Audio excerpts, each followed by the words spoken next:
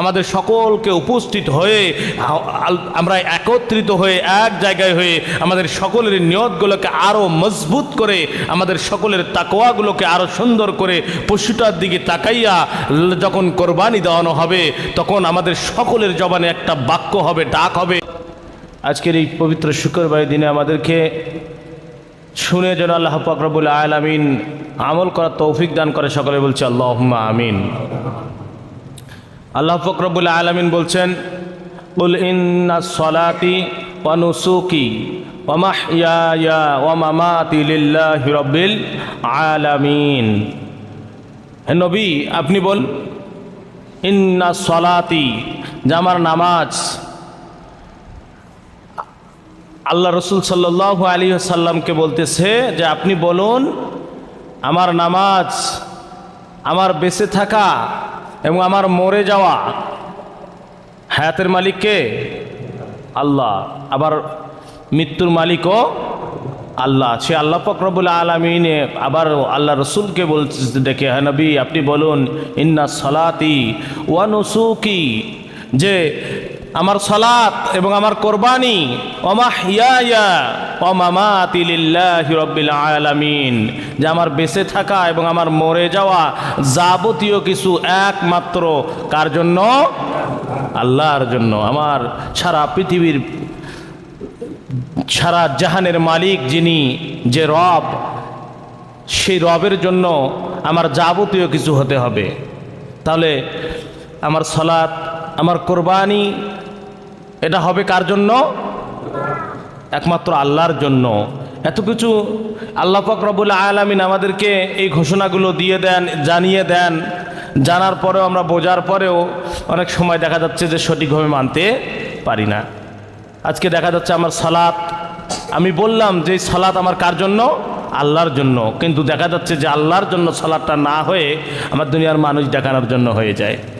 মানুষ দেখানোর জন্য, যে আল্লাহ এই সময় যদি আমি নামাজ না পড়ি, দাড়ি পেকে গেছে, নাতিপুতি হয়ে গেছে, আমি যদি নামাজ না পড়ি, মসজিদে না যাই, মানুষ কি বলবে? এই যে মানুষ দেখার জন্য নামাজ পড়ে, মানুষ ছেলে, এটা তো মানুষের জন্য হয়ে গেল। তাহলে আমার কোরবানি, এই কোরবানিও হতে হবে কার জন্য? আল্লাহর জন্য। অনেকেই দেখা যাচ্ছে কোরবানি আল্লাহর জন্য না করে, আল্লাহকে রাজি খুশি না করে, আজকে সমাজের মধ্যে আমি টাকাওয়ালা, আমার সুন্দর বাড়ি আছে, ঘর আছে, টাকা আছে, আমি যদি কোরবানি না দেই মানুষে কি বলবে? আমি যদি কোরবানি না দেই, আমার দুটো মেয়ে আছে, মেয়ের বাড়িতে গোস্ত কিনে কিভাবে পাঠাবো? এটা আমি কোরবানি যদি দেই তাহলে আমার নিজেরও খাওয়া হবে, পরিবারের সকলেরও খাওয়া হলো। আসলে দেখা যাচ্ছে যে এটা আমি দিলাম কিসের জন্য? আমার সমাজের উপরে লক্ষ্য করে, সমাজের মানুষ আমাকে কি বলবে, সমাজের কথা সহ্য করা যাবে না, সেদিকে লক্ষ্য করে। কিন্তু হতে হবে কার জন্য? আল্লাহর জন্য। আল্লাহ পাক রব্বুল আলামিন বলতেছে এটা যেন হয় আমার জন্য। আল্লাহ পাক রব্বুল আলামিনের জন্য যদি হয়, তাহলে আল্লাহ পাক রব্বুল আলামিন বলছে ওই কোরবানির পশুর, ওই কোরবানির পশুর যে শরীরে রক্ত আছে, সেই রক্তটা জমিনে পড়ার আগেই আমি আল্লাহ পাক রব্বুল আলামিন আমার বান্দাবান্দির কোরবানিকে কবুল করে নিয়ে তার জীবনের সমস্ত গুনাহগুলোকে মাফ করে দিই। বলেন সুবহানাল্লাহ। কিন্তু আজকে এই কোরবানি আমরা করতে গিয়ে এই ভুলগুলো করে ফেলি। আমরা আল্লাহর জন্য না করে এই কোরবানিগুলো আজকে আমরা কোরবানি করতেছি মানুষ দেখানোর জন্য। কিন্তু না ভাই, মানুষ দেখানোর জন্য হবে না। আজকে অর্থ, টাকা পয়সা, সময় কষ্ট করে একটা পশু, তার পিছনে এত সময় ব্যয় করে, অর্থ ব্যয় করে, কষ্ট করে আমরা কোরবানি দিতেছি আল্লাহকে রাজি খুশি করার জন্য। সামান্য কিছু ভুলের জন্য যে আমার কোরবানি নষ্ট হয়ে যাচ্ছে, সামান্য কিছু ভুলের জন্য আমার কোরবানি নষ্ট হয়ে যাচ্ছে। সেই ভুলের মধ্যে যে চারটি ভুল যদি মানুষের মধ্যে হয়, এই চারটি ভুল যদি মানুষ করে, তাহলে বলা হচ্ছে যে ওই ব্যক্তির কোরবানি বাতিল হয়ে যাবে, কোরবানি বাতিল হয়ে যাবে। নাউজুবিল্লাহ বলেন। চারটি ভুলের মধ্যে যে কোনো একটি ভুল যদি আপনার আমার মধ্যে হয়, তাহলে এই চারটি ভুলের মধ্যে যে কোনো একটি ভুল হয়ে গেলে আমার কোরবানিটা কি হয়ে যাবে? বাতিল হয়ে যাবে। তার মধ্যে এক নম্বরে যে ভুলটি সেটা হচ্ছে আমার নিয়ত সহি রাখতে হবে। কি রাখতে হবে? নিয়ত সহি শুদ্ধ রাখতে হবে। নিয়তের মধ্যে যদি আপনার গোলমাল হয়ে যায়, নিয়তের মধ্যে যদি আপনার ভেজাল হয়ে যায়, আল্লাহ রসুল বলছেন ইন্নামা আমালু বিন্নিয়াত, তোমার নিয়তটাকে সহি করো। নিয়তটাকে কি করো? সহি করো, শুদ্ধ করো। এই নিয়ত যদি তোমার শুদ্ধ না হয়, তাহলে কোরবানি হবে না। কি হবে না? কোরবানি হবে না। তাহলে নিয়তটাকে করতে হবে, সে নিয়তটা আমাকে কি বলে নিয়ত করতে হবে? এই নিয়তটা একমাত্র হতে হবে যে আমি এই কোরবানি দেব, সেই কোরবানি রাজি খুশি করার জন্য কাকে? একমাত্র আল্লাহকে রাজি খুশি করার জন্য আমার এই কোরবানি। এটা যদি আমার অন্তরের ভিতরে নিয়ত হয়, আমার কোরবানিকে কবুল করবেন কে? আল্লাহ। আর যদি আমার এই নিয়তের মধ্যে যদি একটু গোলমাল হয়ে যায়, এই নিয়তটা যদি আমার দুনিয়ার মানুষ দেখানোর জন্য হয়, দুনিয়ার মানুষ দেখানোর জন্য হয়ে যায়, দুনিয়ার ঠেকা সারানোর জন্য হয়ে যায়, তাহলে ভাই এই নিয়তের মধ্যে একটু গোলমাল হয়ে গেলে কিন্তু আমার কোরবানি বাতিল হয়ে যাবে। কোরবানি কি হয়ে যাবে? বাতিল হয়ে যাবে। দ্বিতীয় নম্বরে যে জিনিসটা কোরবানির মধ্যে হলে আমার কোরবানি বাতিল হয়ে যাবে, সেটা হচ্ছে যে কোরবানির মধ্যে আমি যে অর্থ লাগাবো, সেই অর্থটা আমাকে হালাল উপার্জনের হতে হবে। কি হতে হবে? হালাল উপার্জনের হতে হবে। এই অর্থটা যদি আপনার সুদের টাকা হয়, এই অর্থটা যদি আপনার ঘুষের টাকা হয়, এই অর্থটা যদি আপনার মানুষের উপরে অন্যায় জুলুম করা টাকা হয়, তাহলে দেখা যাচ্ছে আপনি যত বড়ই গরু কোরবানি করেন না কেন, যতই নিয়ত সহি করেন না কেন, আপনার কোরবানি হবে না, আপনার কোরবানি বাতিল হয়ে যাবে। কোরবানি কি হয়ে যাবে? বাতিল হয়ে যাবে। তাহলে আমাকে কোরবানি করতে গেলে আমার যে অর্থ লাগবে, সে অর্থটাও লাগবে কি? হালাল উপার্জনের অর্থ। হালাল অর্থ লাগবে। এই হালাল অর্থ দিয়ে যদি আমি ভাই কোরবানি করতে পারি, তাহলে কিন্তু আমার কোরবানি আল্লাহর দরবারে কবুল হবে। আর যদি আমার কোরবানির মধ্যে যদি হালাল অর্থ যদি না থাকে, এই অর্থ যদি আমার সুদের ঘুষের, এই অর্থ যদি আমার অন্যায় জুলুমের অর্থ যদি আমার থাকে, এই অর্থ দিয়ে যদি আমি পশুর মধ্যে লাগাই, তাহলে আমার কিন্তু পশু কোরবানি হবে না। তৃতীয় নাম্বার যে জিনিসটা, সেটা হচ্ছে যে কোরবানি যখন আমরা করি, কোরবানির পশু আমরা কিনে আনলাম, এই কোরবানি যখন আমরা করব, এই কোরবানিটা আমরা শরীয়ত সম্মত যদি আমাদের হয়, শরীয়ত সম্মত হতে হবে। যে শরীয়ত সম্মত হুজুর কিভাবে করব? এই কোরবানি যখন করানো হয়, অনেকে দেখবেন যে 3 ভাগ 5 ভাগ অথবা 7 ভাগে কোরবানি দেওয়ার জন্য আমরা নিয়ত করেছি, প্রস্তুতি নিয়েছি, কিন্তু দেখা যাচ্ছে পশু যখন কোরবানি দেওয়া হয়, মাটির জমিনের মধ্যে ফেলানো হয়, সেই পশুটাকে যখন কোরবানি দেওয়া হয়, তখন মানুষ খুঁজে পাওয়া যায় না, মানুষ থাকে না। অনেকেই দেখা যাচ্ছে কাসাইদেরকে দিয়ে দিচ্ছেন, কন্ট্রাক্ট দিয়ে দিচ্ছেন, কাসাইরা নিজে এসে নিজে ফেলে হুজুরদেরকে দিয়ে কোরবানি দিয়ে দিল, হয়ে গেল। আসলে ভাই কোরবানিটা দেই আমরা কি হুজুরে দেয় না কে কোরবানি দেয় বলেন তো? আমি তো নিজে কোরবানি দেই, কি বলেন, ঠিক না ঠিক? তাহলে আপনি নিজে যদি কোরবানি দেন, তাহলে আপনি যদি কোরবানির সময় না থাকেন, তাহলে আপনার কোরবানি হবে? আপনার কোরবানি হবে? তাহলে আমাকে নিজেকে উপস্থিত থাকতে হবে। আপনি 3 জন 5 জন 7 জন আপনারা জয়জনই থাকেন না কেন, শরীয়ত সম্মত যদি আমরা দিতে চাই, তাহলে পশুটাকে শোয়ানোর সময় আমাদের সকলকে উপস্থিত হয়ে আমরা একত্রিত হয়ে এক জায়গায় হয়ে আমাদের সকলের নিয়তগুলোকে আরও মজবুত করে, আমাদের সকলের তাকওয়াগুলোকে আরও সুন্দর করে পশুটার দিকে তাকাইয়া যখন কোরবানি দেওয়ানো হবে, তখন আমাদের সকলের জবানে একটা বাক্য হবে, ডাক হবে, বিসমিল্লাহি আল্লাহু আকবার, বিসমিল্লাহি আল্লাহু আকবার। বলেন তো আমরা সকলে বলি কি এরকম? বলি না। দেখা যাচ্ছে যারা কোরবানি দিবে, হয় বাড়ির মধ্যে যা ভাত খাইতেছে, ডাকাও ডাকাও ডাকাও অমুকুক ডাকাও অমুকুক ডাক, কি আমরা তো পশু কোরবানি দিতেছি, দেখতেছি এরকম। কিন্তু এই ভুলগুলো যেন না হয়, এই ভুলগুলো যেন না হয়। তারপরে দেখা যাচ্ছে অনেকেই দৌড়াদৌড়ি ছুটাছুটি, অমুকের নাম দাও, অমুকের নাম দাও, এটার নাম দাও, ওটার নাম দাও। নাম কারো নয়, নাম যদি হয় আমার পক্ষ থেকে, অমুকের নামের পক্ষ থেকে হয়ে গেল, সে নামগুলো আমরা সকলেই একত্রিত করে এক জায়গায় করে রেডি করে রাখবো। আর যে সময় পশু কোরবানি দেব, সেই সময় যদি আমি এসে দৌড়াদৌড়ি ছুটাছুটি হয়ে যায়, আর আমি এত টাকা ব্যয় করে, সময় ব্যয় করে, কষ্ট করে একটা পশু ক্রয় করে নিয়ে আসলাম, সেই পশুটাকে আমি কোরবানি দেব, কিন্তু আমি যে কোরবানি দেব আমি সেই সময় উপস্থিত থাকলাম না, হুজুর এসে হুজুরের মতো কোরবানি দিয়ে গেল, তাহলে বলেন তো কাম হইল? হবে? হবে? হবে? এটা শরীয়ত সম্মত হবে? হবে না। আমার সকলকে একত্রিত হয়ে আল্লাহর নামে কোরবানি দিতে হবে। কার নামে কোরবানি দিতে হবে ভাই? আল্লাহর নামে কোরবানি দিতে হবে। তাহলে এই ভুলগুলো করা যাবে না। তৃতীয় নাম্বার যে ভুলটা, সেটা হচ্ছে আমরা উপস্থিত যে থাকি না, এই উপস্থিত থাকা না থাকা এরকম করা যাবে না, 1 নম্বরে। দ্বিতীয় নাম্বারে যে আমরা নাম বিসমিল্লাহি আল্লাহু আকবার, আল্লাহর নাম করে একই সাথে কোরবানি দেব। চতুর্থ নাম্বারে যে জিনিসটা, সেটা হচ্ছে যে আমরা অনেকেই যারা পশু কোরবানি দেই, এই ভুলগুলো আমরা প্রায় করে থাকি আমাদের সমাজের মধ্যে। আমরা যখন পশু ক্রয় করি, অবশ্যই স্মরণ রাখবো, এই পশুটা যদি ছাগল হয়, তাহলে আমাদেরকে ছাগল ছাগির বেলায় আমাদের কমপক্ষে 1 বছর বয়স লাগবে। কয় বছর বয়স লাগবে? কমপক্ষে 1 বছর বয়স লাগবে। এই 1 বছরের যদি 2 দিন 4 দিন 5 দিনও যদি কম বেশি হয়ে যায় তাহলে কোরবানি হবে না, কোরবানি হবে না। আর যদি গরু হয়, মহিষ হয়, তাহলে কমপক্ষে 2 বছর। কয় বছর? 2 বছর। আর উটের বেলায় বলা হয়েছে 5 বছর। কয় বছর? 5 বছর। আমরা তো আর উট কোরবানি দিতে পারবো না, বা আমরা উট কোরবানি দিতে পারি না। তাহলে আমরা যেটা দেই এটার মধ্যে আমাদের অবশ্যই বয়সটাকে আমরা খেয়াল রাখতে হবে। এবং যে মানুষগুলো এই জন্য কোরবানির পশু আগে কিনে রাখার দরকার, বাড়ির মধ্যে কিনে রাখার দরকার এই জন্যই যে কোরবানির পশুর 1 নাম্বার বয়সটা ক্লিয়ার হওয়া যায়, 2য় নাম্বারে পশুটার উপরে একটা মহাব্বত হয়। 2য় নাম্বার পশুটার উপরে কি হয়? মহাব্বত হয়। আমরা তো এই যে চাঁদ উঠছে এখন আমাদের দৌড়াদৌড়ি উঠে যাবে, কোরবানির 2-3 দিন আগ থেকে আমাদের দৌড়াদৌড়ি উঠে যাবে, এই পশু কেন পশু কেন। আসলে হুট করে বাজার থেকে নিয়ে এসে হুট করে কোরবানি দিয়ে দিলাম। আসলে বলেন তো ওর উপরে কোনো মহাব্বত আছে? হবে? হবে? কোনো মহাব্বত হবে না। এই পকেট থেকে যে টাকাটা শুধু দিলাম এটারই একটু মহাব্বত দেখা যাবে, যে আসলে পশুটার উপরে হতে হবে। কেননা আল্লাহ পাক রব্বুল আলামিন যুগে যুগে বাবা আদম থেকে শুরু করে মা হাওয়া থেকে শুরু করে আল্লাহ পাক রব্বুল আলামিন যত নবী পয়গম্বর আল্লাহ পাক রব্বুল আলামিন দুনিয়াতে পাঠাইছেন, সমস্ত পয়গম্বরের জীবনীতে আল্লাহ পাক রব্বুল আলামিন কোরবানি দিয়েছিলেন। কি দিয়েছিলেন? কোরবানি দিয়েছিলেন। সমস্ত পয়গম্বর সমস্ত নবীদের জীবনীতে আল্লাহ পাক রব্বুল আলামিন কোরবানি দিয়েছেন। কিন্তু আমরা যে কোরবানি পেয়েছি, আমাদের এই কোরবানিটা কখন থেকে আমরা পাইলাম? আমাদের পিতা, আমাদের জাতির পিতাকে ইব্রাহিম আলাইহিস সালাতু ওয়াস সালামের সুন্নাহ থেকে আমাদের এই কোরবানি এসেছে। কোরবানি আমাদের উপরে ওয়াজিব হয়ে গেছে। কিন্তু সেই সময় যেভাবে কোরবানি হয়েছিল ওইভাবে যদি কোরবানি আমাদের কাছে আসতো তাহলে মনে হয় না যে আমরা কেউ কোরবানি দিতে পারতাম। কি পারতাম? ইব্রাহিম আলাইহিস সালাতু ওয়াস সালামকে যেভাবে আল্লাহ পাক রব্বুল আলামিন কোরবানির আদেশ করেছিলেন, আল্লাহ পাক রব্বুল আলামিন তার কাছে যে মহব্বতী জিনিস চেয়েছিলেন, এইভাবে করে যদি আপনার আমার কাছে এই মহব্বতী জিনিসগুলো চাইতো এই সময়টা, আসলে সেই মহব্বতী জিনিস আল্লাহর জন্য দেওয়ার জন্য আমাদের ক্ষমতা হইতো না, আমরা দিতে পারতাম না।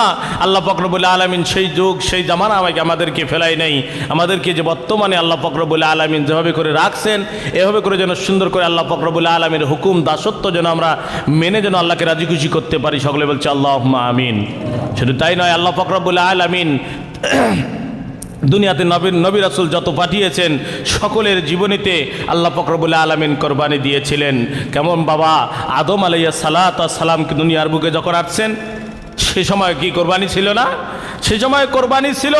আদম আলাইহিস সালাতু ওয়াস সালাম যখন দুনিয়াতে আসলেন, তার সন্তান যখন হলেন হাবিল আর কাবিল, এই 2 সন্তানের বেলায় তখন থেকে কোরবানি কিন্তু তারপরে থেকে যত নবী এসেছে সমস্ত নবীর উপরে আল্লাহ পাক রব্বুল আলামিন কোরবানি কোনো না কোনোভাবে, কারো কাছে সন্তান চেয়েছে, কারো কাছে উট চেয়েছে, কারো কাছে দুম্মা চেয়েছে, কারো কাছে এইভাবে করে তার কারো সম্পদ চেয়েছে, কারো বিবি চেয়েছে।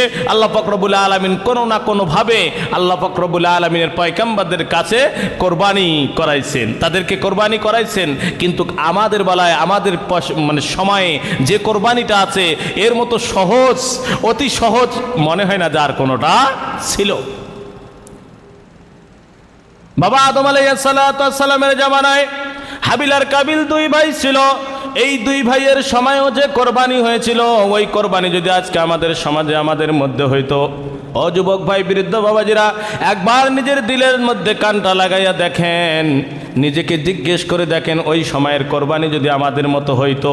বলা হচ্ছে হাবিল আর কাবিল 2 ভাই, সেই সময় আল্লাহ পাক রব্বুল আলামিন একটা আইন করে দিয়েছিল, দুনিয়াতে তো সন্তান নিয়ে আসতে হবে, দুনিয়াতে মানুষ নিয়ে আসতে হবে। হাবিলের সাথে এক বোন জন্ম হয়েছিল, কাবিলের সাথে এক বোনের জন্ম হয়েছিল। কাবিলের সাথে যে বোনের জন্ম হয়েছে হাবিলের সাথে বিবাহ হবে, এবং হাবিলের সাথে যে বোনের জন্ম হয়েছে কাবিলের সঙ্গে বিবাহ হবে। কিন্তু কাবিল ছিল একটু জিদি লোক, কাবিল ছিল একটু খারাপ ধরনের, বড় ছিল কাবিল। কিন্তু হাবিলকে ডাক দিয়ে বলতেছে, ও ভাই হাবিল রে, আমার সাথে যে বোন হয়েছে জন্ম আমি ওই বোনকেই বিবাহ করব, তোমার সাথে যে বোন হয়েছে ওই বোনকে আমি বিবাহ করব না। একটু দেখতে একটু কালো ছিল, দেখতে একটু রং কম ছিল, এই জন্য হাবিলের বোনকে সে বিবাহ করতে রাজি হলো না। এভাবে করে যখন বলা হলো, বাবা আদম ডাক দিয়ে বলতেছে, কাবিল রে, এটা তো আল্লাহ পাক রব্বুল আলামিন আইন করে দেয় নাই, আল্লাহ পাক রব্বুল আলামিন যেটা আইন করে দিয়েছে এই আইন তো তোমাকে মানতে হবে। হাবিলের বোনকে তোমাকে বিবাহ করতে হবে, হাবিলের সাথে যেটা ছিল তোমার সঙ্গেই যেটা ছিল এটাকে তোমাকে বিবাহ করা যাবে না। আল্লাহ পাক রব্বুল আলামিন যে আইন করে দিয়েছে আইন তোমাকে মানতে হবে। কাবিল ডাক দিয়ে কয়, বাবা আল্লাহ যতই আইন করে দেখ না কেন, আমার যেটাকে পছন্দ হয়েছে আমি এটাই বিবাহ করব, আমি কিন্তু মানতে পারবো না, আমি কিন্তু আল্লাহর আইন মানতে পারবো না। বলেন নাউজুবিল্লাহ। বাবা ডাক দিয়ে বলতেছে, না না, আল্লাহর আইন মানতে হবে, আল্লাহর হুকুম মানতে হবে, যেটা না হলে তো এটা তোমার জন্য হারাম হয়ে যাবে। কাবিল এবার ফতোয়া দেখাইতেছে, ও বাবা, আল্লাহ পাক রব্বুল আলামিন যদি আমার সাথে যদি আমার যে বোনকে পাঠিয়ে দিয়েছেন, এই বোন যদি আমার সাথে জুটি না রাখতেন, তাহলে আমার সাথে একই গর্ভে একই পেটের মধ্যে কিভাবে আল্লাহ পাক রব্বুল আলামিন পাঠাইলেন? আল্লাহ যেহেতু একই সাথে দুনিয়ায় পাঠাইছেন, বাকি জীবনটাও আমরা একই সাথে থাকতে চাই, অবশ্যই আল্লাহ পাক রব্বুল আলামিন এটা হালাল করে নিবে। বলেন নাউজুবিল্লাহ। এরকম ফতোয়াবাজি আজকে আমাদের সমাজের মধ্যেও কিছু লোক আছে কি আছে না? যে লোকটা নিজে খারাপ কাজ করবে কিন্তু স্বীকার করবে না, আবার উল্টা ফতোয়া দিবে, উল্টো ফতোয়া দিয়ে ওই হারাম জিনিসটাকে হালাল সমাজের মধ্যে বাস্তবায়ন করার জন্য শক্তি আছে, জোর আছে, টাকা পয়সা আছে, এই জন্য চেষ্টা চালিয়ে যায়। কিন্তু ভাই যেটা হারাম সেটা হারাম, যেটা হালাল সেটা হালালি। আপনি যতই ক্ষমতাবান হতে পারেন না কেন, টাকাওয়ালা হতে পারেন না কেন, আপনি এই সমাজের মধ্যে যতই প্রতিষ্ঠিত ব্যক্তি হন না কেন, আল্লাহ পাক রব্বুল আলামিন যেটা হালাল করে দিয়েছে এটা কোনো দিন আপনি হারাম করতে পারবেন না। আল্লাহ পাক রব্বুল আলামিন যেটা হালাল করে দিয়েছে এটা কোনো দিন হালালও হবে না। হাবিল আর কাবিল দুই ভাই যখন এরকম তর্ক বিতর্ক শুরু হয়ে গেল, বাবা আদম ডাক দিয়ে বলতেছে, ভাই ও আমার সন্তানেরা, এভাবে করলে হবে না।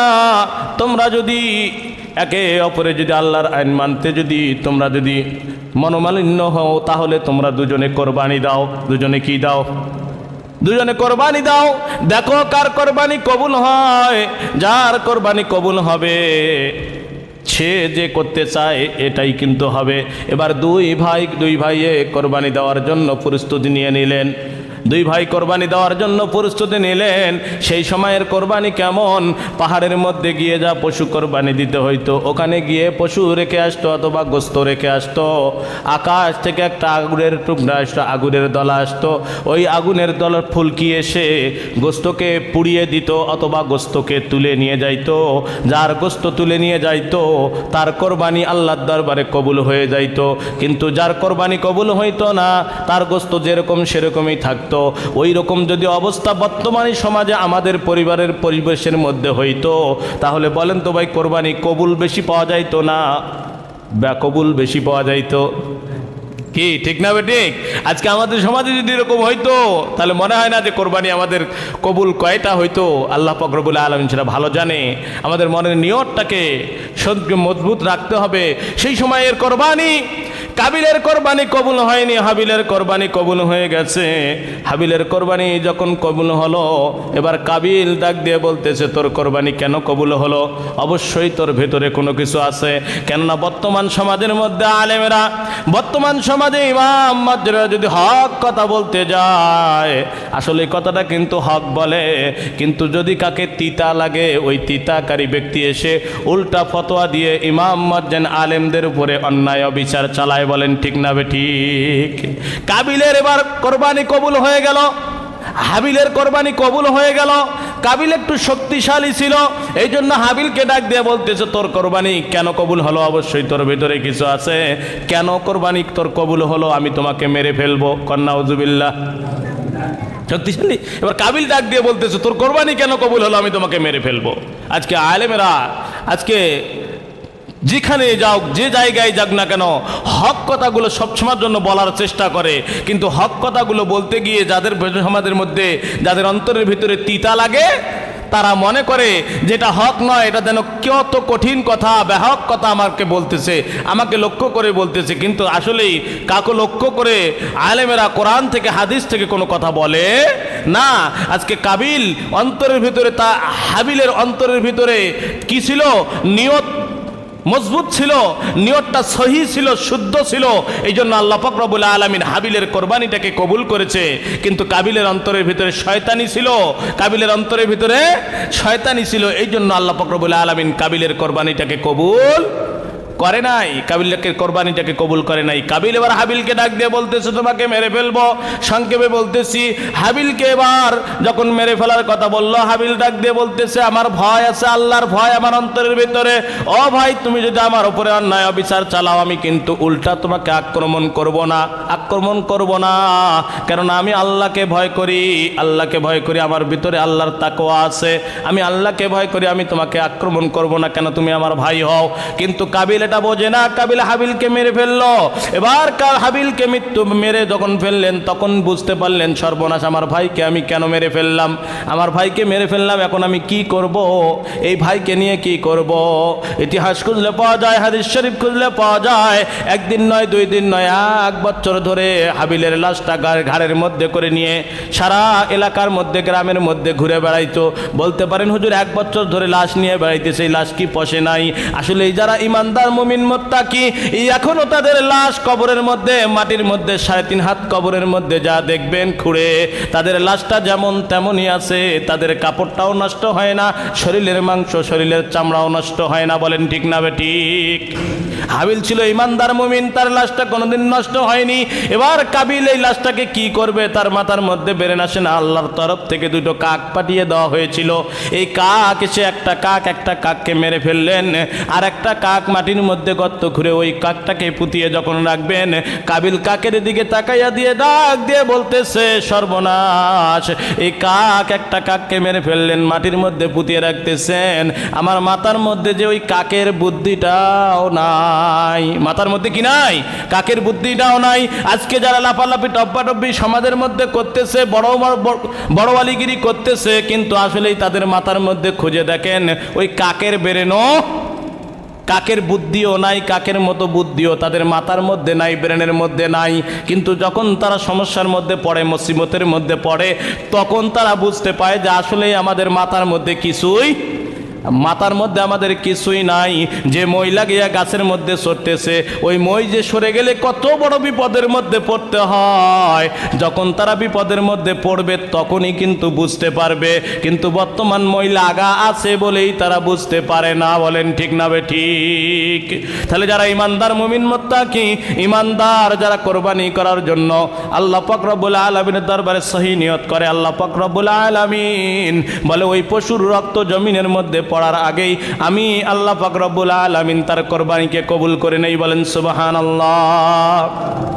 লা ইয়ানাল্লাহু লুহুমুহা ওয়ালা দিমাউহা ওয়ালাকিন ইয়ানালুহুত তাকওয়া মিনকুম। আল্লাহ পাক রব্বুল আলামিন বলে আমি পশুর গোশত নেই না, আমি পশুর রক্ত নেই না, আমি পশুর কোনো কিছুই দেখতে চাই না, আমি শুধু দেখি আমার বান্দার মনের অন্তরের তাকওয়া। বলেন সুবহানাল্লাহ।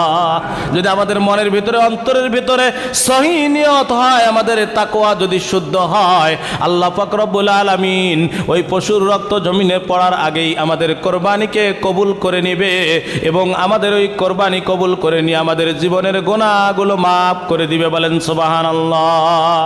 তাহলে কোরবানির মধ্যে ভুল কয়টা করা যাবে না? 4টা ভুল করা যাবে না। আর এই 4টা ভুল যারা করবে ওই ব্যক্তির কোরবানি কিন্তু বাতিল হয়ে যাবে। বলছিলাম যে 4টা ভুল। 1 নম্বরে আমাদের নিয়তটাকে শুদ্ধ হতে হবে। নিয়তের মধ্যে যদি গন্ডগোল হয় তাহলে আমাদের কোরবানি বাতিল হয়ে যাবে। 2 নম্বরে আমরা যে অর্থ দিয়ে কোরবানির পশু কিনবো, ওই অর্থটা যদি আমার হালাল না হয় তাহলে আমার কোরবানি বাতিল হয়ে যাবে। হারাম টাকা দিয়ে, সুদের টাকা, ঘুষের টাকা দিয়ে যদি আমরা কি করি, কোরবানির পশু কিনে নেই, তাহলে বলা হয়েছে আমার কোরবানি বাতিল হয়ে যাবে, আমার কোরবানি আর থাকবে না। 3 নম্বরে যে ভুলটা, শরীয়ত সম্মতে আমাকে কোরবানি দিতে হবে, একত্রিত হয়ে এক জায়গায় নাম হতে হবে কার? আল্লাহর নামে। আমরা একই সাথে কোরবানি সুন্দর করে শরীয়ত সম্মত দেব। আর যদি দিতে না পারি তাহলে আমার কোরবানি বাতিল হয়ে যাবে। 4 নম্বরে যে কারণে আমার কোরবানি বাতিল হয়ে যেতে পারে, আমার কোরবানি বাতিল হয়ে যাবে, যে পশুটাকে আমরা কোরবানি দেব এই পশুটা অবশ্যই বয়সের মধ্যে হতে হবে। ছাগল ছাগি যদি হয় তাহলে 1 বছর, যদি গরু হয়, মহিষ হয় তাহলে কয় বছর? 2 বছর। কয় বছর? 2 বছর। এটা আমাদের অবশ্যই লক্ষ্য রাখতে হবে, অবশ্যই আমাদের লক্ষ্য রাখতে হবে। এই বয়স কম বেশি যদি কম হয়ে যায় তাহলে কিন্তু আমাদের কোরবানি বাতিল হয়ে যাবে। আল্লাহ পাক রব্বুল আলামিন আমাদের সকলকে কবুল করুক এবং কোরবানির জন্য প্রস্তুতি নেওয়ার তৌফিক দান করুক। এবং এই জিলহজ মাস, এই মাসটা কি মাস? জিলহজ মাসের চাঁদ কিন্তু উঠে গেছে। আমরা সবাই যারা আমরা কোরবানি দেব একটা জিনিস সাধারণ আমরা অনেকেই জানি এবং জানি না যারা, তারা জেনে নেই আমাদের যা শরীরের মধ্যে যে লোম, শরীরের যে কোনো লোম অথবা নখ, আমরা কোনো অঙ্গ প্রত্যঙ্গ থেকে কোনো কিছু কাটবো না। এই যে চাঁদ ওঠা থেকে কোরবানি পর্যন্ত, কোরবানি হওয়ার পরে যদি কোনো ব্যক্তি কাটে তাহলে এটা এক নম্বরে একটা সুন্নত আদায় হবে। দ্বিতীয় নম্বরে বলা হয়েছে যে ব্যক্তির কোরবানি দেওয়ার সামর্থ্য নাই, যদি এই জিনিসটাকে আদায় করে যায় আল্লাহ পাক রব্বুল আলামিন কোরবানির সব তার আমলনামায় দিয়ে দিবে, বলেন সুবহানাল্লাহ। এবং জিলহজ মাস, এই জিলহজ মাসের 9টা দিন 10টা দিন আমরা এমনভাবে নিয়ে যাব সব সময়ের জন্য আমাদের জবানের মধ্যে যেন ভাই জিকির আজকার থাকে, সুবহানাল্লাহ, আলহামদুলিল্লাহ, আল্লাহু আকবার, লা ইলাহা ইল্লাল্লাহ। যারা আমরা পারবো এই জিলহজ মাসের চাঁদ ওঠার পর থেকে অনেকেই 9 জিলহজ পর্যন্ত কোরবানি, 9 জিলহজ পর্যন্ত রোজা রাখে, নফল রোজা। যদি রোজা রাখতে পারেন তাহলে বলছে একটি রোজা 1 বছর রোজা রাখার সব আমলনামায় দেওয়া হয়, বলেন সুবহানাল্লাহ। যদি নাও পারি কিন্তু একটা দিন আমাদের অবশ্যই স্মরণ রাখতে হবে, আরাফাতের দিনে যেদিন 9 জিলহজ হবে অবশ্যই অবশ্যই আমরা রোজা রাখার নিয়ত করব এবং সেই দিন রোজা রাখবো। একদিন সেই দিন রোজা যে ব্যক্তিটা রাখলো 1 বছর ধরে ফরজ রোজা রাখলে যে সব হলো আল্লাহ পাক রব্বুল আলামিন সে পরিমাণ সব তার আমলনামায় দিয়ে দিবে, বলেন সুবহানাল্লাহ।